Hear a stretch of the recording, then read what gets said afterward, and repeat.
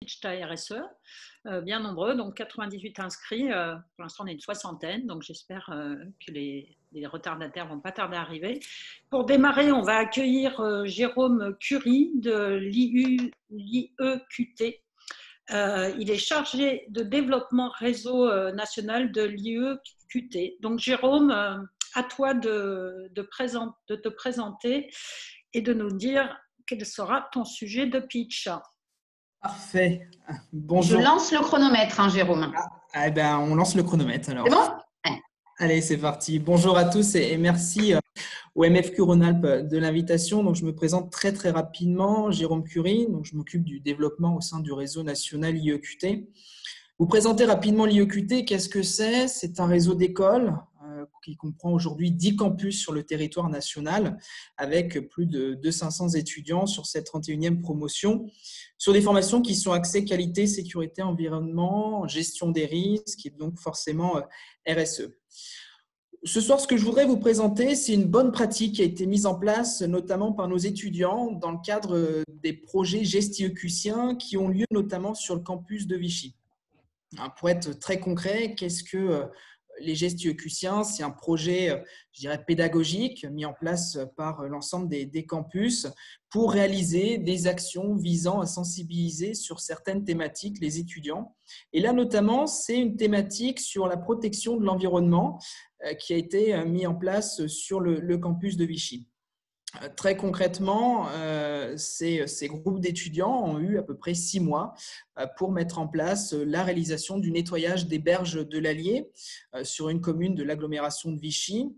Donc, les étudiants ont réalisé cette démarche avec et en lien avec la commune de l'agglomération pour réaliser ce nettoyage. Donc, très concrètement, ça a été plus de 50 personnes qui ont participé collectivement à ce ramassage de déchets, ce qui aujourd'hui donne à peu près plus de 300 kilos de déchets récupérés. Donc, on voit vraiment des chiffres qui sont significatifs. Au-delà de ça, je dirais que c'était aussi pour eux un plaisir de pouvoir travailler avec des entreprises locales. Quand je dis entreprises locales, qu'est-ce que ça veut dire? Ça veut dire que concrètement, les étudiants qui ont ramassé les déchets, qui avec les personnes, les bonnes volontés, c'est les entreprises qui ont aussi fourni du matériel de nettoyage tel que des sacs, des gants, des t-shirts, puisque c'était aussi sur un événement sur une journée. Donc, ça a été aussi des producteurs locaux qui sont venus apporter, je dirais, la collation de midi pour l'ensemble des participants. Aujourd'hui, ce que je pourrais dire concrètement, c'est qu'on voit aujourd'hui que les étudiants ont de plus en plus de l'appétence pour l'environnement, pour le développement durable, pour l'économie circulaire, pour la RSE, puisque concrètement, aujourd'hui, on voit qu'ils sont tous impactés avec ces notions environnementales. Pourquoi je dis ça? Cette année, le projet GEST-IEQCien, notamment des Bac+4, c'était de mettre en place sur l'agglomération de Vichy un système d'autopartage pour l'ensemble des habitants de l'agglomération pour de la mobilité externe, c'est-à-dire notamment pour des trajets Vichy-Clermont. Donc concrètement, on voit vraiment cette appétence qui se renforce de plus en plus au niveau des étudiants d'un point de vue environnemental et sur le développement durable. Voilà, si vous avez des questions. Alors, c'est parfait. Il te restait 40 secondes. Bon. Et je remercie l'IEQT. Pour ceux qui ne connaissent pas trop, l'Auvergne est notre mari ou notre future femme, je ne sais pas. On est en cours de fusion. Donc, c'était un petit clin d'œil aussi de faire intervenir en prémisse une structure d'Auvergne avec qui on est sur le point de se marier. Voilà, je vais le dire autrement. Alors, est-ce qu'il y a des questions? Je ne vois pas dans le chat. Est-ce que Sandrine a une question? Oui, je cherchais mon micro. Bonjour à tous. En fait, Monsieur Curie, vous nous avez parlé d'aménagement du territoire, en fait, avec cette action de bienveillance sur l'environnement. Et moi, j'ai une question, puisque vous avez parlé de rassembler les acteurs locaux. Est-ce que vous vous êtes aussi rapproché des gens qui travaillent sur le recyclage des déchets pour valoriser ces déchets? Voilà. Ouais, alors, effectivement, nous, sur cet événement-là, ça a été réalisé en lien avec le SICTOM, ici Tom Allier, hein, qui s'occupe de la collecte des déchets sur le département. Effectivement, tout ce qui va être, je dirais, recyclage, puisqu'on est aussi adhérent auprès de l'AFQP Auvergne, vous l'avez bien compris, futur Auvergne-Rhône-Alpes. On travaille aussi avec une entreprise qui fait du recyclage de matériel informatique. C'est-à-dire que les étudiants, cette année, malheureusement, avec la crise sanitaire, ça a été un petit peu compliqué de l'organiser, mais d'organiser une visite pour sensibiliser sur le recyclage de matériel informatique qui sont vendus à des particuliers. Donc, effectivement, c'est aussi des projets qui auraient dû avoir lieu. Ouais. Très bien, merci. Il y aurait une autre question.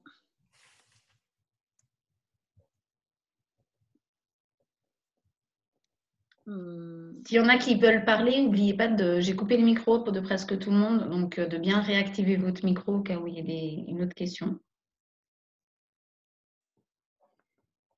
Je me permets une autre question, puisqu'on en parle beaucoup au niveau des informations, c'est la biodiversité.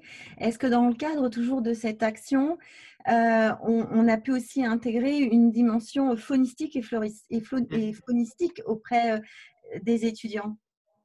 Alors, pas sur ce projet-là. Pas sur ce projet-là, mais c'est quelque chose qu'on va essentiellement renforcer sur l'année prochaine, sur le cadre des nouveaux projets Gestio-Custien. Ouais. Très bien, merci. Une autre question, il nous reste du temps pour une question, je pense. Il reste 1 minute 36.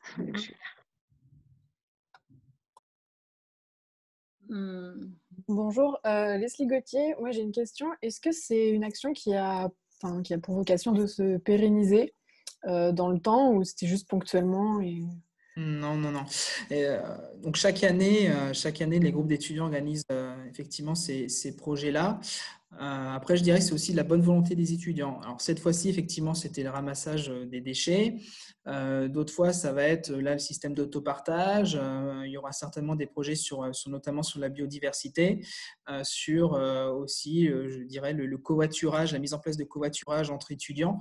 Donc chaque année, je dirais, selon la volonté des étudiants, le projet change.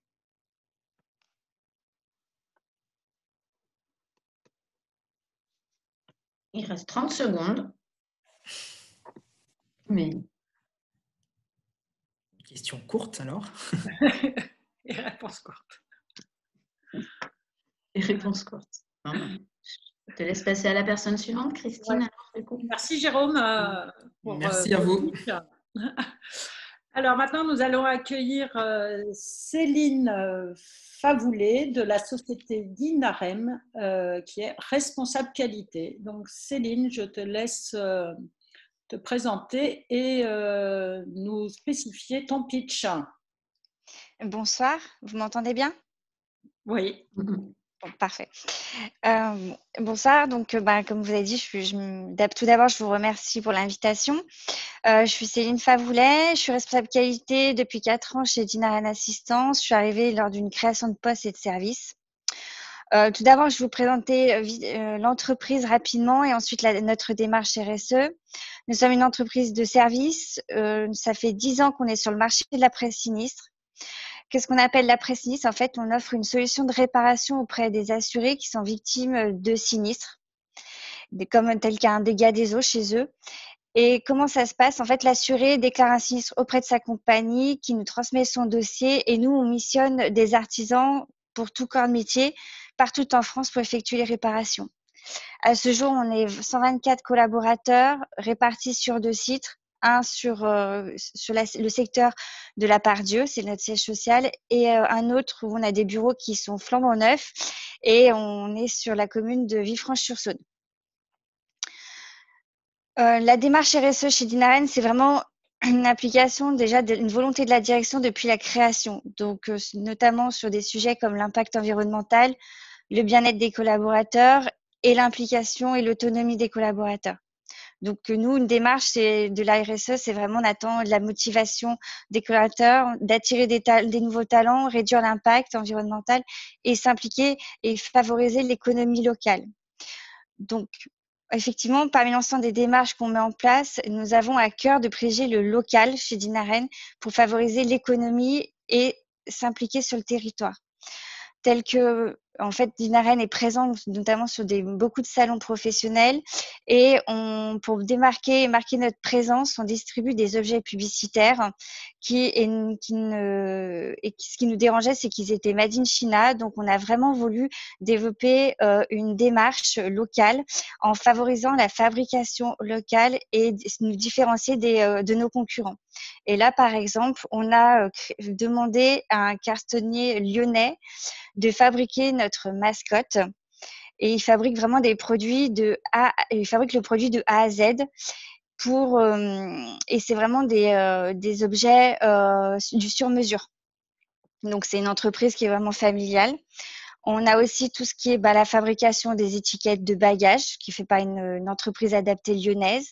Tout ce qui est nos impressions plaquettes commerciales sont d'une entreprise lyonnaise. Pourquoi? Parce que déjà, ils nous apportent plus de conseils et un service que nous n'aurions pas sur une plateforme ou par Internet. On encourage la jeune création locale aussi. En fait, on demande à un étudiant d'école d'art d'illustrer nos cartes de vœux. On a fait aussi appel à un artiste local pour un graphe sur un mur dans nos nouveaux bureaux. Et pour finir, on encourage l'emploi au niveau aussi local en fait, on a un partenariat avec une association financée par un programme social et européen d'insertion. Et à ce jour, nous avons recruté 6 collaborateurs depuis 1 an dans ce cadre. Voilà, la démarche que nous avons, nous, initiée, c'est vraiment de s'impliquer activement dans le tissu économique local. Voilà. En tout cas, je vous remercie de votre écoute. Merci. Y aurait-il des questions? Un beau sujet. Merci. Poser une question, Christine? Oui, oui. Alors, je ne sais pas qui. C'est Marie-Christine de Gournay. J'ai une question de compréhension. Donc, je trouve effectivement, tous ces goodies, ces bols, ces verres en plastique, tout ça, etc. C'est une très bonne idée d'avoir des choses un peu plus locales. Alors, je n'ai pas compris ce que c'était un cartonnier qui fabriquait des mascottes. En fait, on a un produit qui est en fait une reine, parce qu'en fait, notre cœur de métier, c'est la réparation en nature. Donc, la réparation après sinistre, ça s'appelle la reine. Donc, on a fait développer un renne, fait fabriquer un renne tout en carton par une entreprise qui fait de la cartonnerie et qui fait vraiment, c'est que du carton recyclé de A à Z. Donc, il conçoit. Pardon? Le nom de cette entreprise? Alors, il faudrait que je vous la donne. Ça, je l'ai pas cité. Je vais vous dire ça, parce que c'est Delbar. D'accord, merci. Je vous en prie.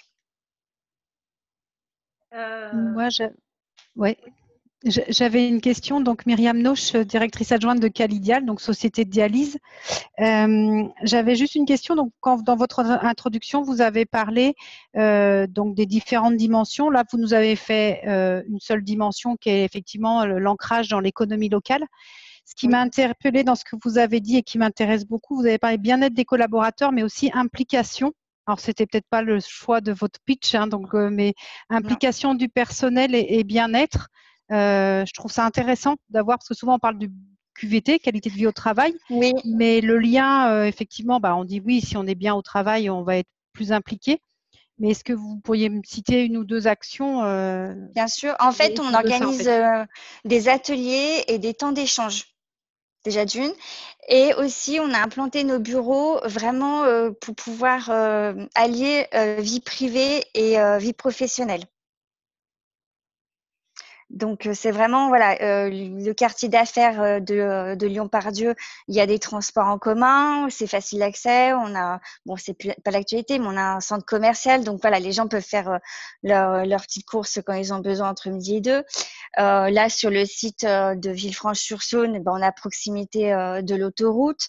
Et en fait, comme on est en lien avec, comme je disais, une association pour l'insertion au niveau de l'emploi qui est sur Villefranche-sur-Saône, c'est vrai que c'est des gens qui sont du secteur. Et quand vous avez la plupart des collaborateurs qui vous disent on met entre 10 et 15 minutes pour venir au travail, oui, c'est quelque chose pour eux, ils sont contents, ils se sentent bien. C'est pouvoir allier vie privée et vie professionnelle. Et puis, on implique aussi nos collaborateurs dans tous les nouveaux projets de l'entreprise. Là, actuellement, on est sur une démarche de certification. Donc, en fait, tout le monde est impliqué, que ce soit de la direction aux opérationnels.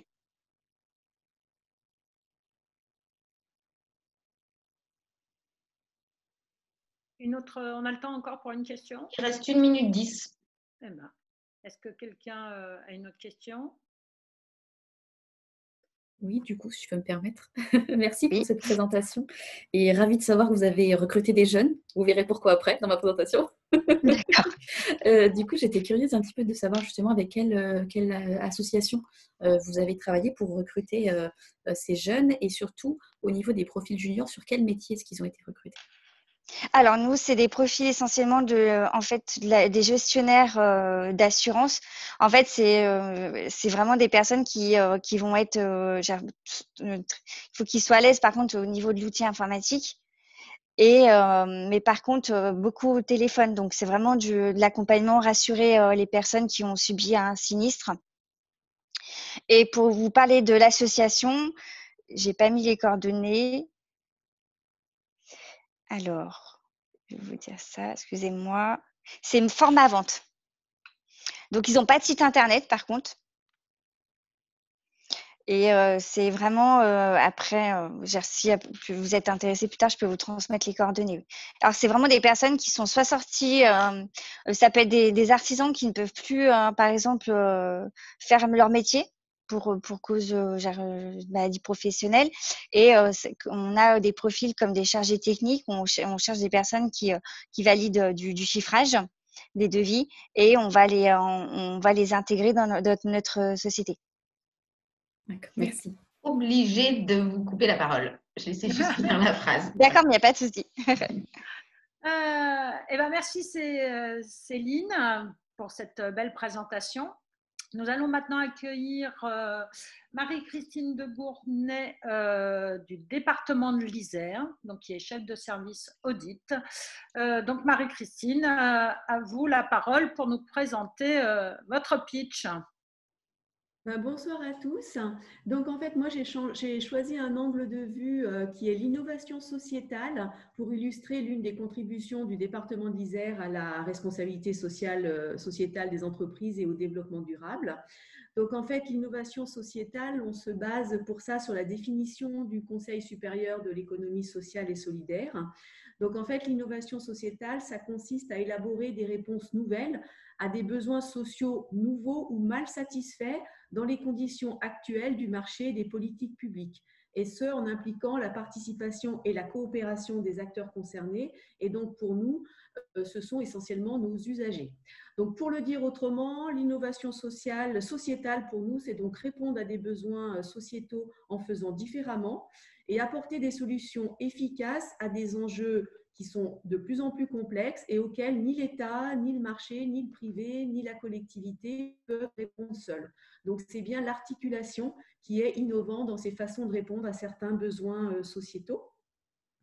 Donc, ces innovations, elles concernent aussi bien le service rendu, puisque nous, on est plus sur des notions de service que de produit, donc aussi bien le service rendu que le mode d'organisation pour rendre ce service. Et ça, c'est très innovant pour nous de travailler sur nos modes d'organisation. Donc, effectivement, en tant qu'acteur public, on s'est réinterrogé sur la façon dont on concevait et mettait en œuvre nos politiques publiques, donc pour faire évoluer nos modèles d'intervention et puis leurs outils d'accompagnement, et puis mieux répondre aux attentes des publics accompagnés, qui sont donc souvent des publics, pour nous, des publics vulnérables. C'est les mineurs non accompagnés, c'est les personnes âgées, c'est les personnes handicapées et c'est l'enfance en danger, pour les mettre au cœur de nos pratiques et qu'ils soient aussi acteurs de leur propre démarche. Donc, en fait, c'est bien dans ce processus d'innovation sociétale, c'est cette notion de co-construction et d'intégration de l'usager final dans le processus qui est vraiment centrale dans l'innovation sociétale et qui, pour nous, en tant que collectivité, on a plutôt l'habitude d'appliquer des compétences, d'être très descendant. C'est assez nouveau dans notre façon de travailler. Donc, en fait, on est arrivé sur ce sujet par des réflexions internes, par des sollicitations d'usagers et puis par l'opportunité d'un projet européen. Donc en fait, on fait voter en décembre, donc c'est vraiment, on est au cœur du sujet, on fait voter en décembre par notre assemblée départementale, donc par l'ensemble des élus, un schéma directeur dont la vocation est de proposer un service public davantage conçu avec et pour les usagers et comment on rend notre organisation plus performante et adaptée.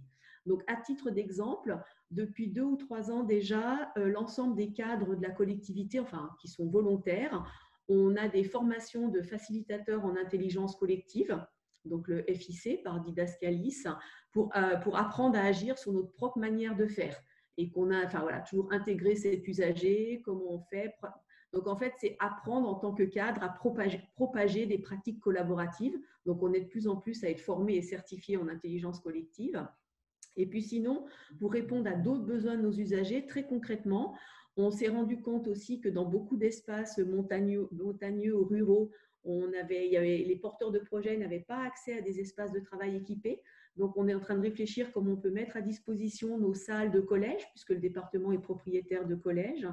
Et c'est aussi créer un autre exemple, c'est créer des liens entre le service public et privé par rapport avec une action qui s'appelle EHPAD hors les murs. C'est-à-dire qu'on met en place dans les EHPAD un certain nombre d'animations auprès des personnes âgées. Et l'idée, c'est de faire bénéficier les personnes du village, d'autres personnes âgées du village qui ne sont pas dans l'EHPAD, de les faire bénéficier aussi de ces actions. Et puis, c'est développer le mécénat de compétences. Et donc, le mécénat de compétences, on l'a déjà fait lors du premier confinement, c'est-à-dire que des agents volontaires du département vont travailler dans des structures associatives du territoire. Moi-même, j'ai fait plusieurs journées à la laverie départementale, donc la laverie qui lave tout le linge des établissements de protection de l'enfance de l'Isère. Merci Marie-Christine, je suis désolée, on a passé les 4 minutes, mais il reste encore 4 minutes de questions, donc par rapport à tout ce dont vous avez parlé, s'il y a des points, du coup, vous allez peut-être pouvoir développer. Est-ce qu'il y a des questions ? Oui, alors moi j'ai une petite question. Merci beaucoup pour votre intervention. J'ai une question. Vous avez parlé de l'intégration de l'usager final dans vos innovations. Est-ce que vous avez un exemple concret de cette intégration à nous donner? Oui, on est en train de mettre en place la plupart de nos services en ligne, puisque ça, c'est un peu dans l'air du temps, que d'avoir des services en ligne, que l'usager n'ait plus à se déplacer pour faire ses déclarations de personnes handicapées, personnes âgées, etc. Et donc là, on les intègre, on a un panel d'usagers qu'on intègre pour pouvoir discuter avec eux comment ils appellent ça, du design de ce service en ligne pour qu'ils répondent au mieux aux usagers. Et on s'est rendu compte qu'en fait, on ne pourrait pas développer si on ne luttait pas en même temps contre l'électronisme. Et donc là, sur 2020-2021, on a engagé une dizaine de services civiques qui sont dans nos maisons du territoire pour aider les usagers à pas à maîtriser l'outil informatique, ça sera un grand mot, mais en tout cas les aider à pouvoir remplir en ligne leur formulaire de demande. Donc c'est vrai que ça, c'était quelque chose qu'on n'avait pas forcément vu au départ, cette notion d'électronisme, et qu'en fait le service en ligne, même s'il est bien et que l'interface est super fluide, il y a des usagers qui ne peuvent pas les utiliser sans aide. Sans aide et sans équipement peut-être aussi. Aussi sans aide et sans équipement. Alors les équipements, il y en a plus qu'on croit dans les maisons parce que souvent, quand il y a des jeunes, il y a une tablette. On a les collégiens, on a fourni aux collégiens 6e et 5e de tout le département des tablettes depuis 2 ans. Donc c'est vrai que par le biais souvent des enfants, il y a un outil informatique à la maison. Mais bon, c'est effectivement quand même pas le cas de toutes les personnes âgées, quoi.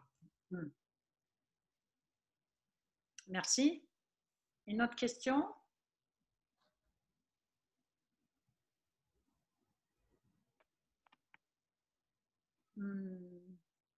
Non. Bonjour, Charlène Magnerpic. Donc, une petite question pour vous, c'est dans votre démarche, qui a initié la démarche ou quelle partie de votre organisation a impulsé cette démarche? Parce que c'est une grosse démarche que vous avez mise en place et savoir un peu comment elle a été portée. Alors, en fait, ça a démarré très, très petitement. Depuis 2016, on avait une cellule qu'on appelait Innovation, qui était plus là pour nous aider en interne à mieux animer nos réunions, enfin voilà, à améliorer un peu nos façons de faire, mais on n'était pas du tout sur des questions d'innovation sociétale. Et donc, pour quand même passer un peu un cap sur ces questions d'innovation, on a pris une apprentie depuis 1 an. Et donc, c'est elle qui nous a permis de travailler en lien avec ce projet européen, dont la vocation est vraiment de développer, de mettre au cœur des pouvoirs publics ces questions d'innovation sociétale. Donc, on est largement appuyé par l'Europe aujourd'hui et par un réseau. On fait partie des 5 partenaires de l'Arc alpin, avec la Slovénie, l'Italie, l'Autriche, etc., en tant que pouvoir public sur ces questions-là. Et puis, on adhère, depuis cette année, on adhère à la chaire à une chaire avec GEM, j'ai perdu le nom, la chaire territoire en transition de GEM. Donc, GEM, c'est l'école de management de Grenoble. Et donc, on est adhérent à la chaire territoire en transition, et donc pour soutenir cette recherche sociétale. Voilà. Ok, merci beaucoup. Très bien. Une autre question?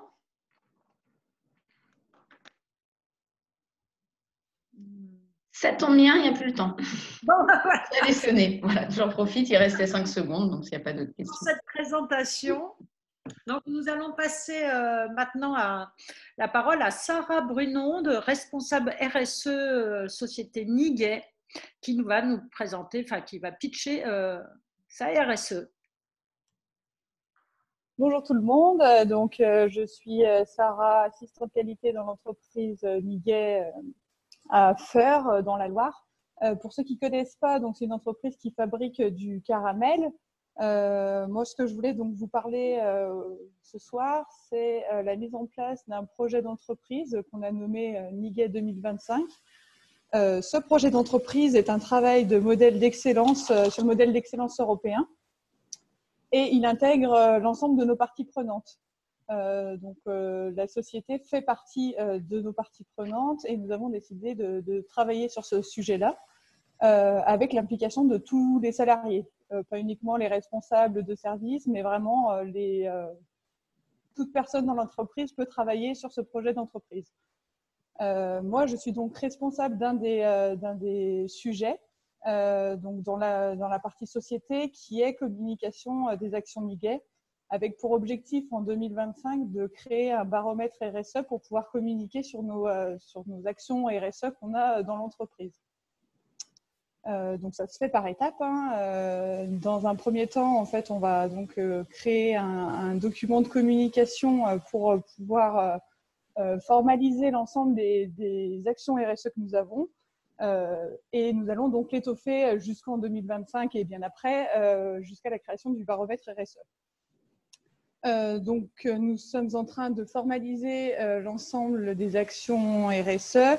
Le but, c'est également donc d'améliorer tout ce que nous faisons et d'avoir de nouvelles idées également sur la partie achat, sur le bien-être au travail et tous les services sont impliqués de toute manière dans cette thématique. En parallèle, nous avons mis en place cette année des enquêtes de perception. Donc, les enquêtes de perception de la société, nous sommes allés voir donc les riverains, les personnes habitant donc autour de l'entreprise pour les interroger et savoir ce qu'ils pensaient donc de l'entreprise en points positifs mais également en points négatifs pour qu'on puisse s'améliorer sur le sujet et voir les actions qu'on peut mettre en place. Donc, on a interrogé une quinzaine de riverains. C'est donc d'avoir le retour de ce qu'ils pensent. L'objectif maintenant, c'est de mettre des actions concernant les retours négatifs qu'on pourrait avoir et de faire un retour d'ici quelques années, de retourner voir ces riverains-là pour voir si les actions mises en place ont permis en fait de diminuer les contraintes qu'ils pouvaient avoir en habitant à côté de l'entreprise. Donc on a fait ça cette année sur notre site de Feurs. Nous avons un deuxième site en France et donc l'objectif serait l'année prochaine de l'étendre sur ce deuxième site et voir effectivement les retombées des riverains par rapport à notre entreprise. Donc, on les interroge sur différentes thématiques. On les interroge sur les points positifs, points négatifs, mais également sur notre respect de l'environnement, comment ils nous perçoivent, etc. Voilà ce que j'avais à dire à peu près par rapport à la RSE. Je ne sais pas si vous avez des questions en particulier. Merci Sarah. Alors, est-ce qu'il y a des questions? Qu'est-ce qui a fait que, par rapport à votre activité, vous ayez fait ce choix-là d'aller interroger les gens autour géographiquement, en fait? Parce que vos clients, je pense qu'ils sont beaucoup plus larges que ça. Qu'est-ce qui a été important pour vous dans ce choix-là, en fait, d'aller chercher la perception de des riverains? Oui, alors après, dans ce projet, il y a énormément dans ce grand projet, il y a plein de petits projets, on va dire. Il y a des personnes qui vont travailler donc auprès des clients, auprès des fournisseurs, des choses comme ça. Nous, c'est vraiment la société, donc c'est les gens qui nous entourent. Donc, c'est les riverains, c'est les associations locales, voilà. Donc, moi, je travaille plus sur cette partie-là, en fait. Et c'est bien de savoir ce que pensent les gens autour de nous. Ils sont directement impactés par notre activité également. Pour bien connaître, je me permets, pour répondre à Myriam, pour bien voir le site de Niguet Affer, c'est une entreprise qui prend de plus en plus de place, qui est en plein centre-ville d'une petite ville sympa. Donc, je sais pas, j'imagine, pendant que chaque fois que j'y vais, il y a des camions qui sortent, il y a des camions qui rentrent. L'odeur du caramel, c'est sympa pour certains, mais peut-être pas pour tous. Quand on a les effluves de caramel depuis, je ne sais pas si du coup ça fait partie des éléments qui font que vous avez souhaité voir ce que pensaient les riverains. Enfin, j'ai en tête les riverains, souvent on pense aux aéroports en se disant il y a des nuisances quand même, et vous, il y a quand même des camions, donc il y a quand même de la pollution. Oui, nous, c'est vrai qu'effectivement, pour situer, on est en plein centre-ville. Les voisins, ils sont collés à l'entreprise. On n'est pas dans une zone industrielle où on pourrait être un peu plus éloigné de là. C'est vraiment du porte-à-porte qu'on a pu faire à proximité. J'ai une question, si je peux me permettre, de Guillaume, dont le micro ne fonctionne pas. Donc, je vais poser sa question. Comment avez-vous pu interroger les riverains porte à porte, prendre rendez-vous? Comment vous avez réalisé? On a pris donc rendez-vous par téléphone auprès des riverains qu'on avait sélectionnés. On a fait autour de l'entreprise, les rues autour. Ceux qui voulaient nous recevoir, on s'est déplacés. Ceux qui ne voulaient pas forcément être dérangés, on a fait ça par téléphone. Pour ceux avec qui on n'avait pas de numéro de téléphone, on a déposé un courrier dans la boîte aux lettres en leur demandant de nous rappeler si jamais ils voulaient être interrogés et échanger avec nous sur le sujet. Comment ça, si je peux me permettre, comment ça a été perçu? Du coup, vous avez eu un bon retour par rapport à l'appel du pied que vous avez pu faire auprès des riverains pour qu'ils s'expriment ou pas? Oui, très bon. Certaines personnes ne voulaient pas être dérangées, ce qu'on peut comprendre, il n'y a pas de souci. Les personnes qui nous ont reçus, très, très agréables. Après, c'est vrai que quand on appelle comme ça, c'est une chose qui ne doit pas être très courante et du coup, on avait l'impression qu'ils avaient peur qu'on leur vende quelque chose ou qu'on les donc du coup, certains étaient un peu réticents, mais quand on leur expliquait bien le projet et pourquoi c'était, ils ont compris. J'ai une autre question. Est-ce que vous avez interrogé les autorités locales? Alors, on en est au début de cette démarche. On voulait interroger une association locale justement qui est dans la protection de l'environnement, les interroger et puis leur expliquer aussi ce qu'on met en place dans la société.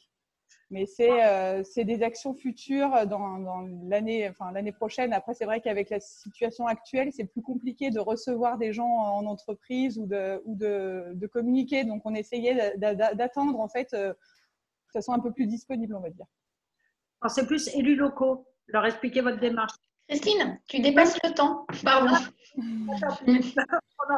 On aura l'occasion de répondre. Oui, merci. Donc maintenant, on va laisser la parole à Emeline Chaldry, déléguée régionale Auvergne-Rhône-Alpes de NQT. Donc, nos quartiers ont du talent. À toi, Emeline. Merci. Bonjour à tous, bonjour à toutes. Donc, en effet, je suis Emeline Chalery, comme l'a indiqué Christine, merci. Je représente l'association NQT, qui signifie en effet Nos quartiers ont des talents. On est une association qui agit dans le cadre de la RSE, mais sur un public particulier de manière directe et sur beaucoup plus globalement un écosystème de manière indirecte. On est là, en fait, en faveur de l'égalité des chances pour accompagner des publics qui sont des jeunes hauts diplômés. Donc, c'est des jeunes qui sont Bac+3, qui ont moins de 31 ans et qui sont aujourd'hui issus de milieux sociaux plutôt modestes.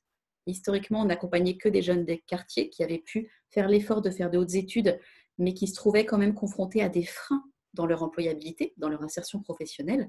Aujourd'hui, au fur et à mesure où on s'est déployé sur tout le territoire, donc on est présent, je le précise, à l'échelle nationale, et moi je représente vraiment la délégation Auvergne-Rhône-Alpes, donc à l'échelle de la région. Donc, notre objectif, c'est d'être facilitateur, d'aider ces jeunes à trouver un poste pérenne à hauteur de leurs compétences. Ce n'est pas simple aujourd'hui de rechercher un emploi, peu importe l'âge, peu importe la condition, mais on a identifié qu'au niveau de ces jeunes, il y avait besoin d'un coup de pouce pour notamment la confiance en eux, pour les mettre un petit peu face à la réalité du marché de l'emploi. Ce n'est pas parce qu'aujourd'hui, on fait un Bac+5 dans un secteur qu'on s'est posé toutes les bonnes questions pour s'intégrer dans ce secteur. Sinon, il n'y aurait pas de difficulté de recrutement, clairement. Donc voilà, nous, c'est un petit peu notre rôle par rapport à ça, d'aider ces jeunes, de les aider aussi sur la question de la démarche réseau, puisque aujourd'hui, un jeune haut diplômé, c'est un cadre de demain. Je vais vite, mais c'est l'idée de l'exercice. Et on ne peut pas aujourd'hui faire l'économie de passer par la démarche réseau pour trouver un poste déjà à hauteur de ses compétences et faire évoluer en fait sa carrière professionnelle. Donc notre objectif, nous, c'est ça, d'aider ces jeunes. Et comment on le fait? On le fait en fait en lien avec nos partenaires, puisqu'on a beau être une association, on est un réseau d'entreprises qui œuvrent en faveur de l'égalité des chances sur ce public-là. Et en fait, on s'appuie sur les collaborateurs, les cadres, qu'on soit cadre ou pas d'ailleurs, qu'on soit manager ou pas, au sein d'une structure partenaire, on peut s'engager comme mentor, comme parrain, pour accompagner un jeune. Donc, c'est du parrainage professionnel, on n'a rien inventé, ça existe sous plein de formes, ça reste une recette qui fonctionne. L'intergénérationnel, voilà, je pense que ça fait partie de pas mal de vos politiques RSE et ça fait partie des démarches sur lesquelles on est actif au quotidien. En plus du parrainage professionnel, donc nous qui est la clé de voûte de l'accompagnement, qui est donc un accompagnement individuel, on va aider les jeunes à définir bien leur projet professionnel, qui soit adapté à leurs projets, leurs envies et aussi à la réalité du monde du travail. On va les aider à affiner leurs outils et leurs méthodes de recherche, à travailler la démarche réseau et également comprendre en fait ce qui se passe sur le marché du travail et les codes, que ce soit de l'entreprise ou des structures, puisque en général, il y a un gap qui peut être assez important par rapport à ça. En plus de cette partie accompagnement individuel, on propose un accompagnement collectif avec des temps forts, donc, qui vont être dédiés soit uniquement à nos publics jeunes, soit uniquement à nos publics mentors, ou alors on va mélanger un petit peu tout le monde, parce qu'on sait que c'est ça aussi qui fonctionne pas mal. À ce niveau-là, donc on peut proposer plein de temps forts différents, ça on les construit vraiment en lien avec nos partenaires. Ça peut être des ateliers classiques, CV, lettre de motivation, ça peut être de la découverte métier, chose importante voilà, qui doit être pas mal répétée. Ça peut être du coaching collectif, ça peut être des after-work thématiques pour juste mettre en place des temps d'échange pour voilà, valoriser vraiment le partage d'expériences. Donc voilà un petit peu nos actions. Au niveau de la RSE, en fait, on peut être un vrai partenaire d'entreprise, de structure pour être… Emeline, je suis désolée, vous avez passé les 4 minutes. Ça marche. En fait, même en virtuel, c'est difficile. Mais tout à fait. Il y a des gens qui vont pouvoir vous poser des questions. Ça marche. Je relaisse la main à Christine. Merci, Emeline. Alors, est-ce que certains participants ont des questions pour Emeline? Moi, j'avais une question pour Emeline. Je voulais lui demander en 30 secondes ce qu'elle n'avait pas eu le temps de finir dans sa phrase. C'est sympa, c'est un de nos administrateurs, donc forcément. C'est une question. D'accord. Donc, en 30 secondes, Voilà, l'idée c'est que on peut vraiment être acteur, nous, au niveau de la politique RSE, pour aider sur différentes thématiques que j'ai entendues, notamment l'intergénérationnel, le partage d'expériences, aider aussi les collaborateurs sur le sentiment d'appartenance, faire partie d'une communauté et s'impliquer vraiment de manière hyper concrète, hyper pratique dans le cadre d'une politique RSE qui parfois nous dépasse un peu. Merci. Merci Cyril. Une autre question?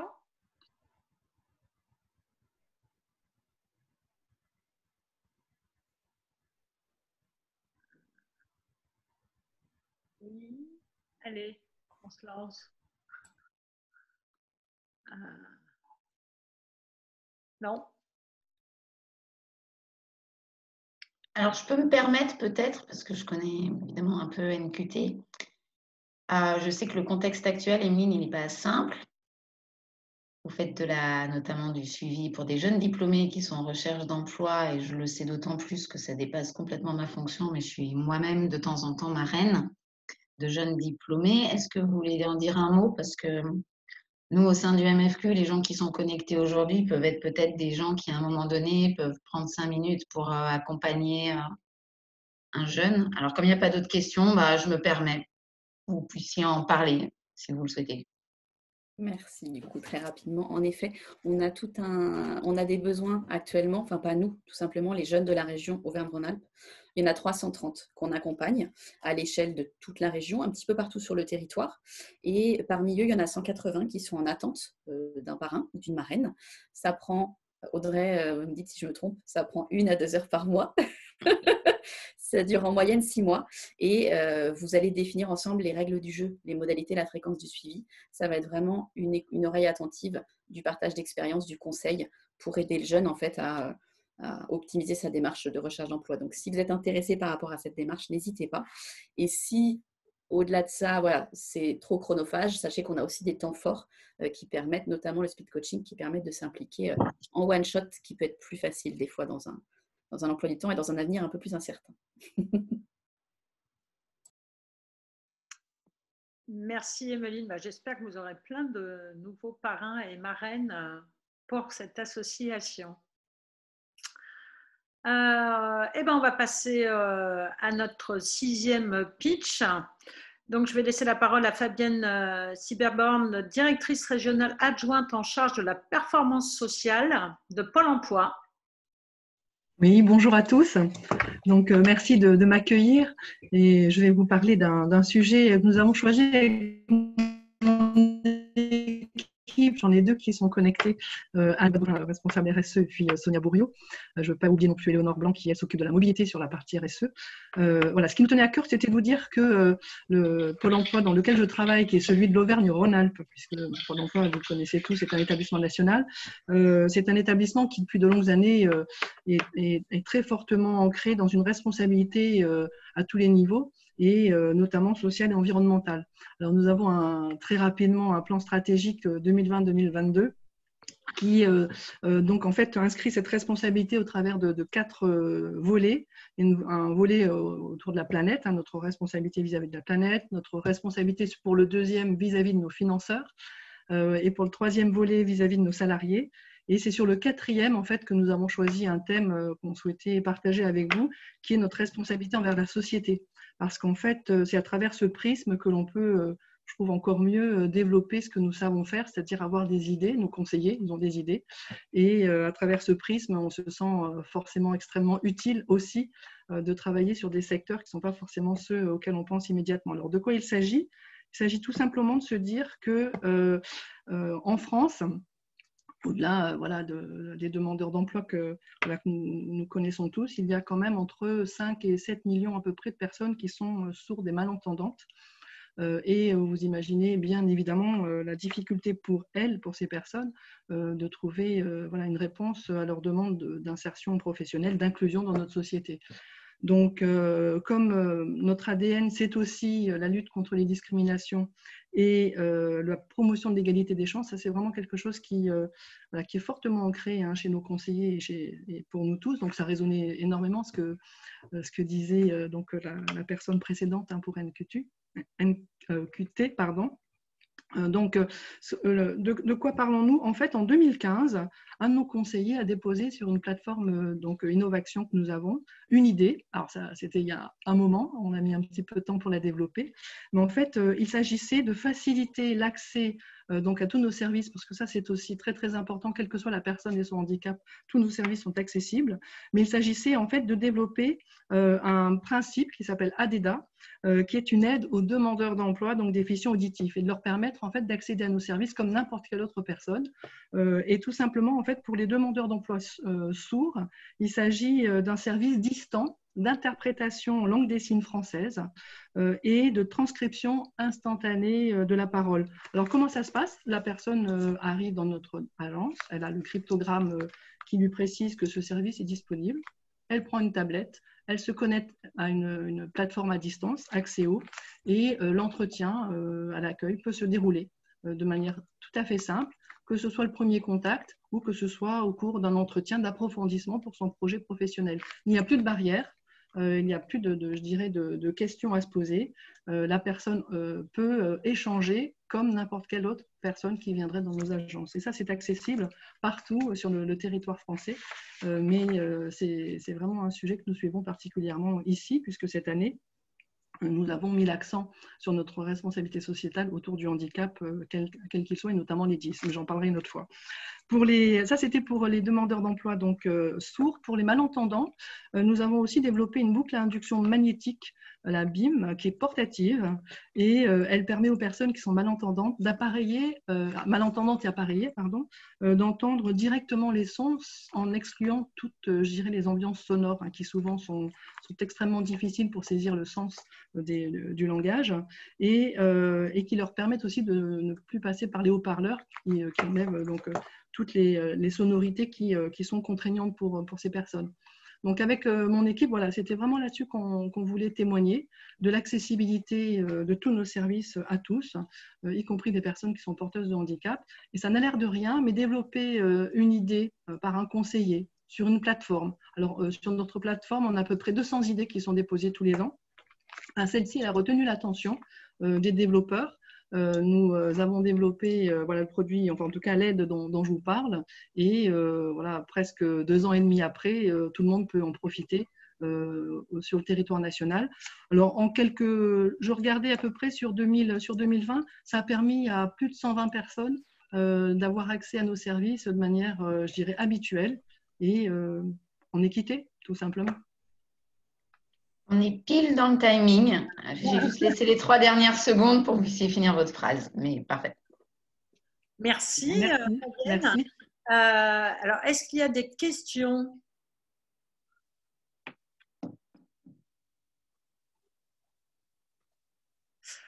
Alors, moi, je vais en poser une, du coup, si vous me permettez, puisque l'insertion, enfin, tout ce qui touche les personnes en situation de handicap est un vaste sujet.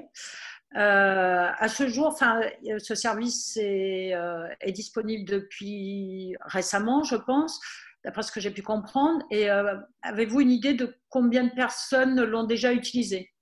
Oui, donc il est disponible depuis plus d'une année maintenant.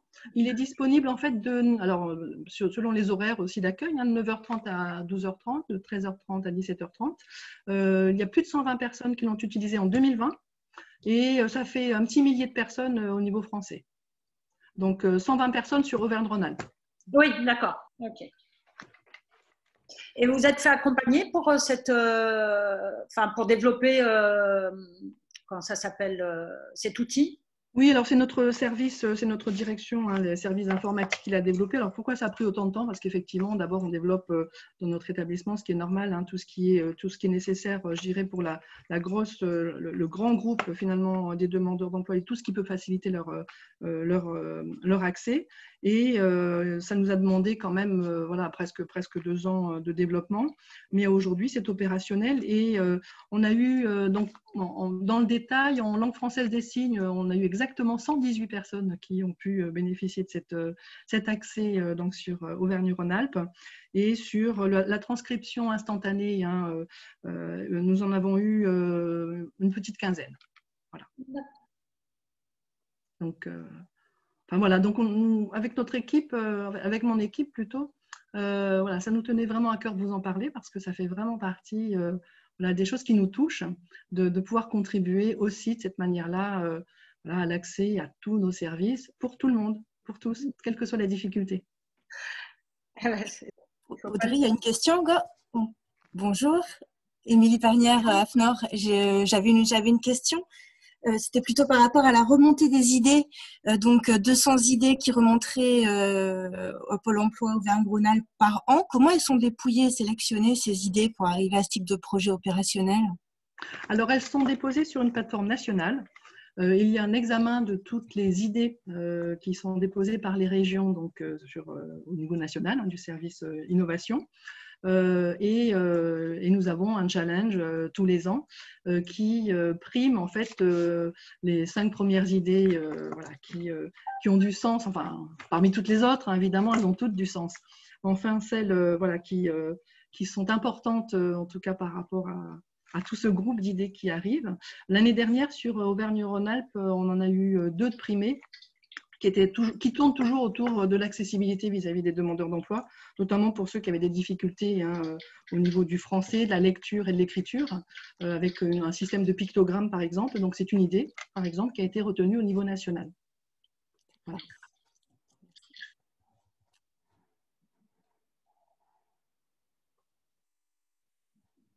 Ah. Eh ben, merci Fabienne. Merci à vous. Une autre question. Merci beaucoup. Merci pour ce beau projet et ce beau pitch. Et ben, maintenant, nous allons accueillir la dernière personne qui est Léa Sarret, qui va pitcher pour les nouvelles générations. Elle est étudiante. À toi Léa. Merci Christine. Bonjour à tous. Donc effectivement, comme Christine l'a dit, je représente les nouvelles générations au MFU aujourd'hui pour Pitch ta RSE. Actuellement étudiante donc en tant que chef de projet à Biomérieux dans le cadre d'une alternance management par projet.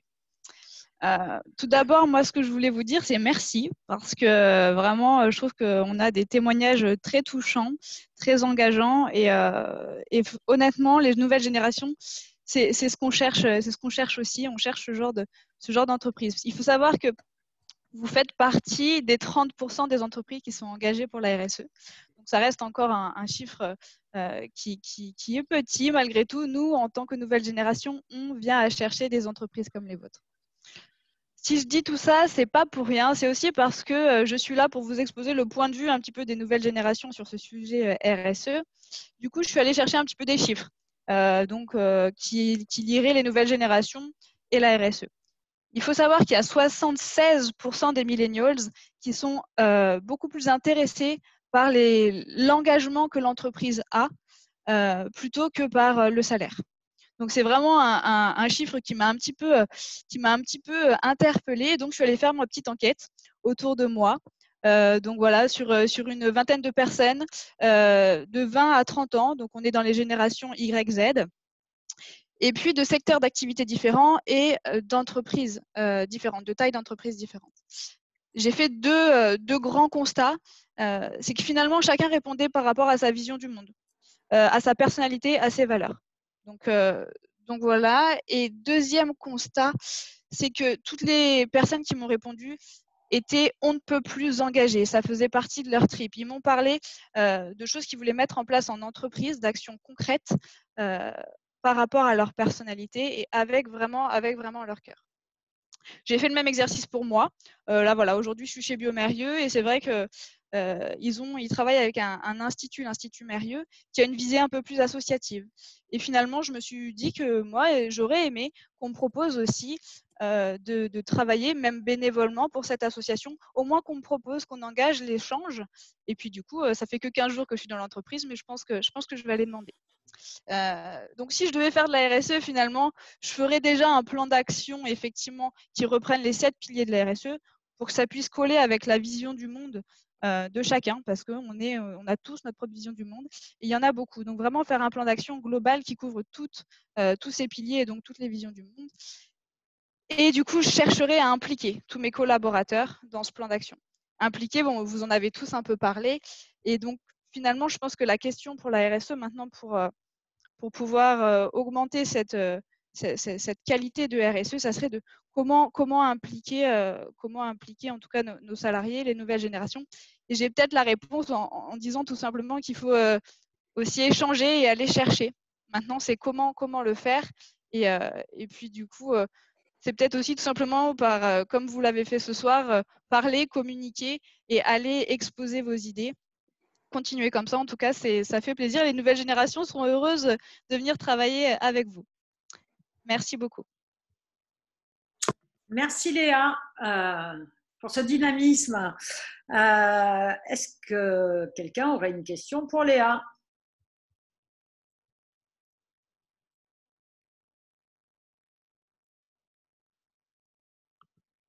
Ouais, je vois qu'il y a des gens qui essayent de parler. Pensez bien enlever votre micro. Ouais. Oui. Marie-Christine. Moi, je n'ai pas vraiment une question, mais c'est vrai que je confirme ce que Léa disait. Récemment, on a dû recruter 2 auditeurs et j'ai été surprise par des questions. Alors, il y avait les questions du salaire, mais il y avait des questions justement sur l'implication du département de l'Isère en termes d'environnement, enfin voilà, des questions comme ça. Et il y a une des personnes qui a accepté le poste, qui perd 500 ou 600 euros de salaire, mais qui, pour elle, les conditions de travail telles qu'on lui a présentées, l'état d'esprit de l'équipe, et puis surtout, justement, ce qu'on pouvait faire. Alors, nous, on avait insisté sur la façon dont on travaillait en équipe, la collaboration, les valeurs et justement le bien-être au travail, et qui lui ont fait, en fait, basculer dans l'autre sens pour accepter ce poste. Et effectivement, les questions étaient, plusieurs candidats m'ont posé des questions sur, alors pas vraiment la RSE, mais quand même ce qu'on faisait sur ces questions-là, quoi.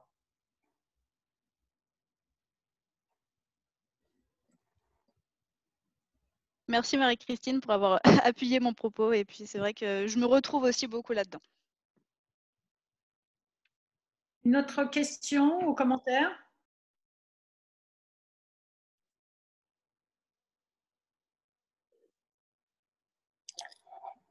Eh ben, personne, ça doit être… Non, moi, je peux peut-être dire que tous ces commentaires, toutes ces présentations, ça donne envie, quoi.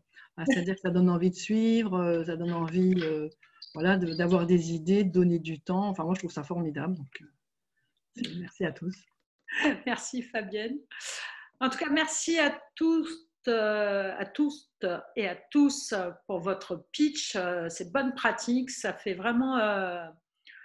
ça donne du peps, ça nous conforte dans nos valeurs et on a forcément envie de continuer à propager notre RSE.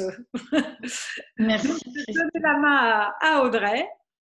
Merci Christine, puis merci à tous les intervenants. Vous avez pu voir en l'espace d'1 heure 7 pratiques, 7 échanges d'organisations publiques, privées, collectivités, les nouvelles générations. C'est un peu de toute façon, c'est très représentatif en fait de l'écosystème qu'on a au sein du MFQ, au sein de notre club RSE. C'est peut-être pour ça qu'il se développe et je m'en excuse par avance parce qu'il est en train de se surdévelopper et on a des fois du mal à accueillir tout le monde. Alors le virtuel est très facile, mais preuve que les gens ont besoin d'échanger sur ce type de pratique et justement très pratico-pratique.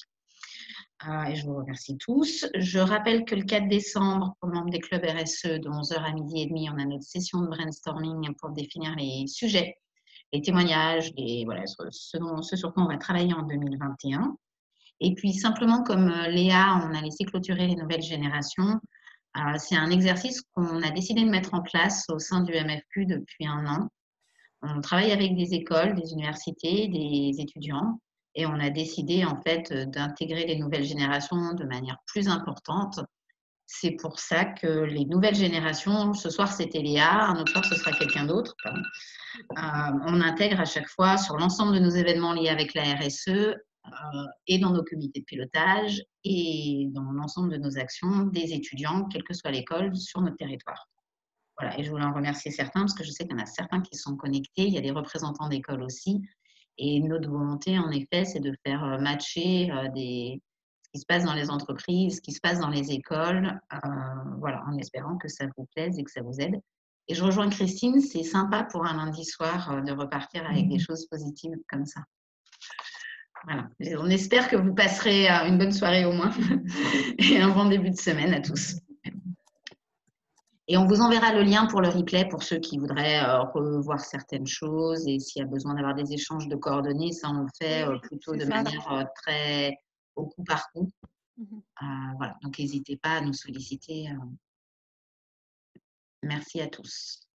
En tout cas, merci à vous tous, pitchers et participants, pour ce petit moment d'échange bien sympathique en tout cas. Et à bientôt. À bientôt. Bonne soirée à tous. Merci beaucoup. Bonne soirée. Au revoir. Bonne soirée, au revoir. Merci beaucoup, au revoir. Bonne soirée, au revoir.